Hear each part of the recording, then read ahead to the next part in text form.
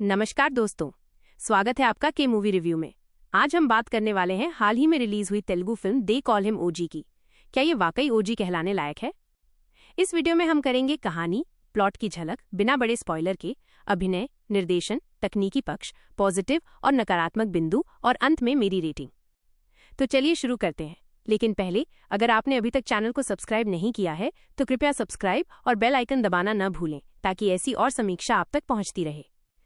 ओजी तेलुगु भाषा की एक एक्शन क्राइम फिल्म है जिसे सुजीत ने लिखा और निर्देशित किया है।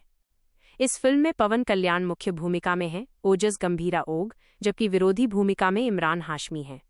अन्य सहायक कलाकारों में प्रियंका मोहन, अर्जुन दास, श्रिया रेड्डी, प्रकाश राज आदि शामिल हैं। समय: फिल्म की रन टाइम लगभग 154 मिनट 2 घंटे 34 मिनट है। यह फिल्म ए अडल्ट्स ओनली सर्टिफिकेट के साथ रिलीज हुई है और सीबीएफसी ने लगभग 115 सेकंड की हिंसात्मक दृश्यों को काटा है, जिसमें हाथों की कटौती, सिरधड़ियां और अन्य अत्यधिक हिंसा शामिल थी। इससे पहले ही ये काफी चर्चा में थी। फैंस बहुत उत्साहित थे क्योंकि ये पवन कल्याण की वापसी के रूप में देखा जा रहा था।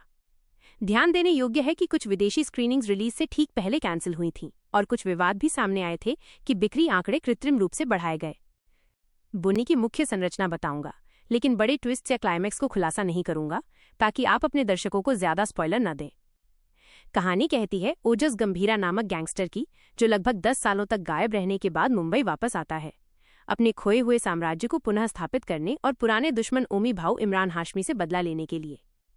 फिल्म का आरंभ फ्लैशबैक जापान समुराई वातावरण से होता है, जहां ओजी अपनी काबिलियत दिखाता है और बाद में कहानी मुंबई की पृष्ठभूमि में आगे बढ़ती है। कहानी में दर्ज है लॉयल्टी, विश्वासघात, सत्ता संघर्ष, लड़ाई झगड़े और मनोवैज्ञानिक अंतर्विरोध। फिल्म शुरुआत से ही एक्शन से धमाका करती है। पवन कल्याण की एंट्री बहुत पहले ही दर्शकों को सशक्त इंप्रेशन देती है। बीच के हिस्से में कहानी थोड़ी धीमी हो जाती है, कुछ सबप्लॉट्स कम विकसित महसूस होते हैं। कई समीक्षकों ने ये कमी बताई है। क्लाइमैक्स पोस्ट इंटरवल भाग को अधिकांश लोग फिल्म का सबसे मजबूत हिस्सा मानते हैं।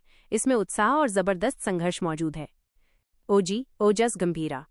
पवन कल्याण ने ओजी के किरदार को अपनी पावरफुल स्क्रीन प्रेजेंस से उठाया है। कई समीक्षाओं का कहना है कि उनका स्क्रीन टाइम सीमित है, लेकिन हर बार जब वे कैमरे में आते हैं वे अपनी छाप छोड़ जाते हैं। उनकी एक्शन सीक्वेंसेस, स्टाइलिश स्थितियां, उदाहरण के लिए एलिवेशन सीन्स, दर्शकों को प्रभावित करती हैं। इमरान हाशमी, ओमी भाऊ विरोधी भूमिका। कई समीक्षकों ने इमरान हाशमी के प्रदर्शन को फिल्म की शो स्टॉपर बात बताया। उनका शांत और खतरनाक अंदाज विरोधी पात्र को विश्वसनीय बनाता है। उनकी एंट्री और संवाद अच्छी तरह से स्थापित हैं और वे ओजी के सामने एक जबरदस्त प्रतिद्वंद्वी के रूप में प्रस्तुत हैं। सहायक कलाकार और अन्य किरदार। प्रियंका मोहन का किरदार ओजी की लाइफ में फिल्म में भावनात्मक हिस्सा लाने की कोशिश करता है, लेकिन उसके लिए पर्याप्त समय नहीं मिलता। अर्जुन दास, श्रिया रेड्डी, प्रकाश राज जैसे अनुभवी कलाकारों ने अपनी भूमिकाएं ठीक से निभाई हैं, लेकिन उन्हें भी सीमित स्क्रीन टाइम मिला। तकनीकी और निर्देशन पक्ष। निर्देशन, डायरेक्शन, स्क्रीन प्ले। सुजीत ने एक ऐसे अंदाज में फिल्म बनाई है जो लगभग पंख बढ़ाने वाला है। अर्थात ये फिल्म स्वयं एक तरह का फैन श्रद्धांजलि ट्रिब्यूट है, खासकर पवन कल्याण फैंस के लिए। लेकिन इस फैन श्रद्धांजलि वृत्ति के कारण कभी कभी कहानी में सबप्लॉट्स अपर्याप्त दिखते हैं और कई समीक्षाकारों ने कहा है कि फिल्म शैली में तो दमदार है, लेकिन विषय में गहराई की कमी है। दृश्यावली, सिनेमेटोग्राफी और छायांकन। तस्वीरों, विजुअल्स का स्तर ऊंचा है। फिल्म में कई फ्रेम्स और सेटिंग्स ये दर्शाते हैं कि कैमरा टीम ने काम में खूब मेहनत की है। रवि के चंद्रन और मनोज पारामहंसा ने छायांकन किया है। संपादन और एक्शन कोरियोग्राफी। एक्शन दृश्य अच्छी तरह से कोरियोग्राफ किए गए हैं। खून खराबे, तलवार, बंदूकें आदि दृश्य अपेक्षानुसार हैं, लेकिन कभी कभी ये अत्यधिक लगता है, जैसे हर दृश्य में ज्यादा हिंसा और निरंतर झगड़े। संगीत, बैकग्राउंड स्कोर, बीजीएम और ध्वनि डिजाइन। संगीत और बीजीएम की बात करें तो थमन का स्कोर फिल्म की मिजाज को अच्छी तरह सपोर्ट करता है।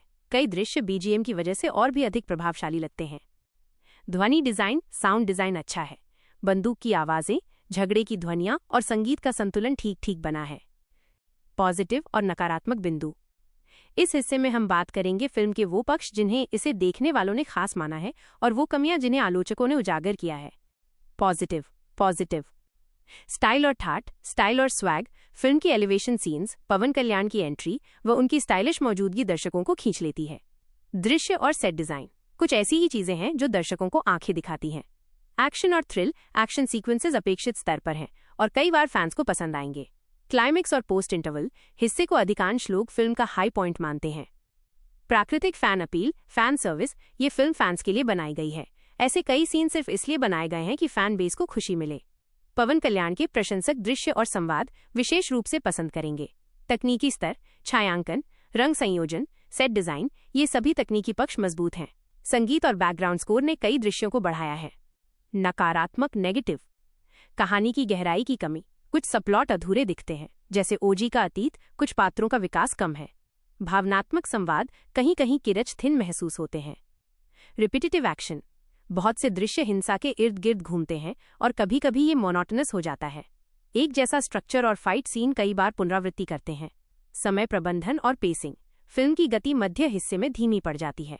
कई समीक्षकों ने कहा है कि कुछ हिस्से कटे हुए या सधी कहानी हो सकती थी।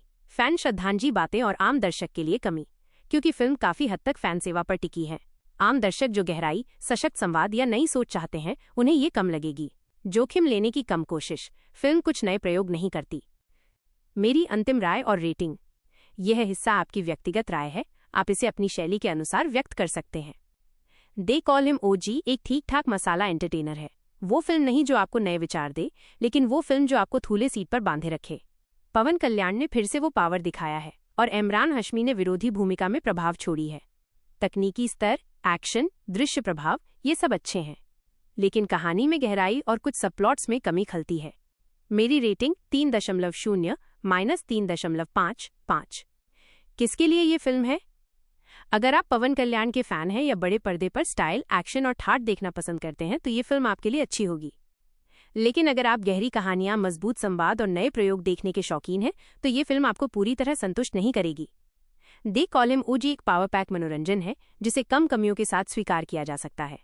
यदि आप एक्शन ओरिएंटेड फिल्म प्रेमी हैं तो इसे एक बार देखना चाहिए, लेकिन उम्मीद रखिए कि ये महान कहानी नहीं बल्कि ठाठ, स्टाइल और मनोरंजन के लिए बनी फिल्म है।